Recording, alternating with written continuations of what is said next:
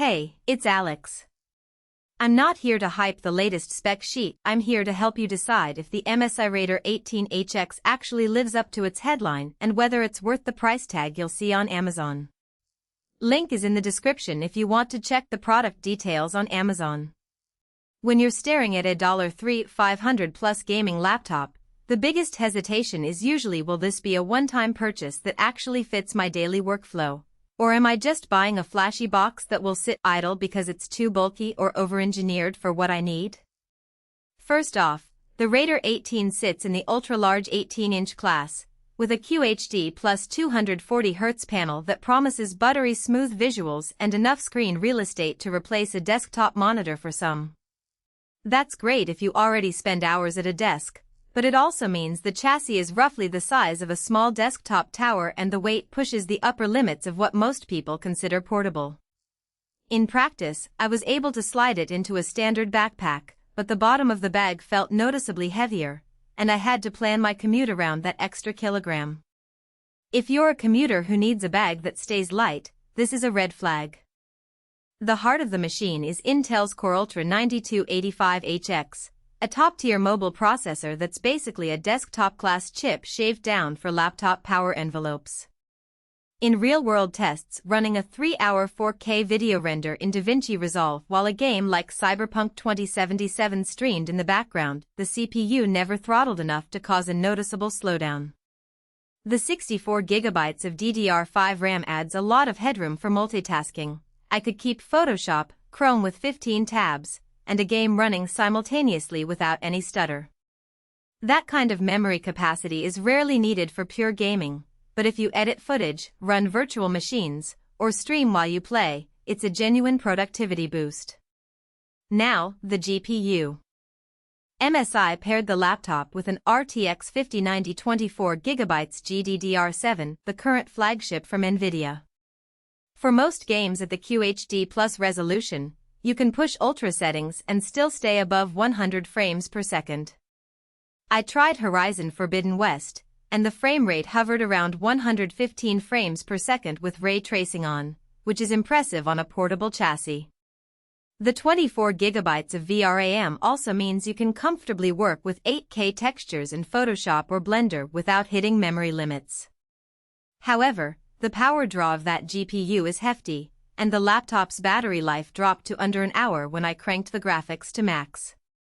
If you expect to game on the go without a power outlet, you'll be disappointed. Storage is another area where the Raider 18 tries to stand out. It ships with a 4TB SSD and an additional 1TB dock drive, totaling 5TB of fast storage right out of the box.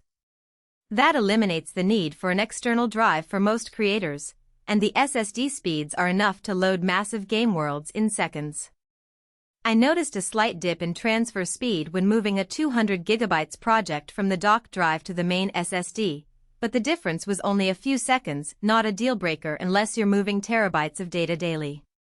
Connectivity-wise, MSI has installed Wi-Fi 7, which is still a budding standard but already shows lower latency and higher throughput on a 6 GHz network. In my apartment with a Wi-Fi 7 router, I consistently hit 1.2 gigabits per second download speeds, enough to stream 8K video while gaming. For those still on Wi-Fi 6 or Ethernet, the laptop still offers a solid 2.5 gigabits Ethernet port, so you won't be left behind. The keyboard is a 24-zone RGB setup that feels satisfying for both typing and rapid game inputs. The key travel is a bit deeper than typical low-profile gaming keyboards, which some players love for tactile feedback but might feel sluggish for ultra-fast esports titles. MSI's Copilot software adds a layer of on-screen overlays for performance metrics, but it can be a bit intrusive if you're not used to that kind of UI.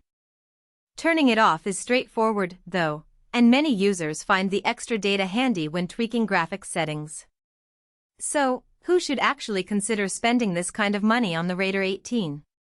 If you're a serious gamer who also dabbles in content creation, say you stream, edit your footage, and need a single machine that can handle 4K gaming while you're cutting video, the combination of a top-tier CPU, massive RAM, and the RTX 5090 makes sense.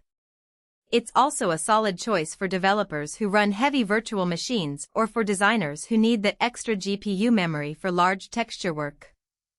The laptop's large screen real estate can replace a separate monitor, which is a genuine space-saving perk if you have a compact desk.